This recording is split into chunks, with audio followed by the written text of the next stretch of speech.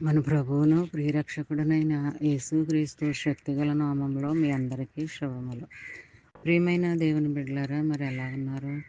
గతించిన దినమంతా కూడా ఆయన రెక్కల నీడలో మనందరినీ కాపాడి మరి నడిపించి, పోషించి, ఆయుష్నిచ్చి, ఆరోగ్యాన్నిచ్చి మరొక నూతనమైన దినాన్ని చూడటానికి దేవుడు కృప చూపించాడండి. మరి ఈ దినాన్ని చూడలేక ఎంతోమంది కాలగర్భంలో గతించిపోతున్నారు. దేవుడు మనకైతే ఈ దినాన్ని చూడటానికి ఎంతగానో కృప చూపించాడండి. అందుకే దేవాది దేవునికి వందనాలు చెల్లించుకుందామండి. మరి ఈ దినము దేవుడు మనకిస్తున్న వాగ్దానము కీర్తనల గ్రంథము 44వ అధ్యాయము 1వ వచనం. నా నీతికి ఆధారమగు దేవా, నేను మొరపెట్టినప్పుడు నాకు ఉత్తరమిమ్ము. ఇరుకులో నాకు విశాలత కలుగ చేసిన వాడువు. నీవే నన్ను కరుణించి నా ప్రార్థన అంగీకరించు. ప్రియమైన దేవుని బిడ్డలారా, ఇందులో ఆదరణకరమైన మాటలు దేవుడు మనకిస్తున్నాడండి. మరి ఎన్నో ఉన్నాయి ఇందులో ఆదరణకరమైన మాటలు. నా నీతికి ఆధారమగు దేవా, నేను మొరపెట్టినప్పుడు నాకు ఉత్తరమిమ్ము. మరి నేను ప్రార్థన చేస్తున్నప్పుడు నాకు జవాబు ఇవ్వు ప్రభువా అని మనం ఇప్పుడు కూడా ప్రార్థన చేసుకోవాలి. అంతే.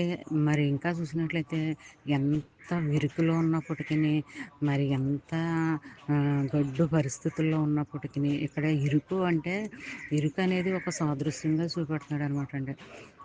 మరి ఇరుకు అనగా నువ్వు ఎంత ఇబ్బందుల్లో ఉన్నావో, బాధల్లో ఉన్నావో, సమస్యల్లో ఉన్నావో, అప్పుల్లో ఉన్నావో, అలాంటి స్థితిలో నుంచి దేవుడు నిన్ను లేవనెత్తుతానని అంటున్నాడు. నీకు జవాబిస్తాను అని అంటున్నాడు. అంతే కదండి. అలాంటి స్థితిలో నుంచి లేవనెత్తి నీకు విశాలత అనేది కలుగు చేస్తాను, నెమ్మదినిస్తాను, నీ ప్రార్థన నేను ఆలకిస్తాను అని ఎంతగానో దేవుడు మరి మాటిస్తున్నాడు అనమాట అండి.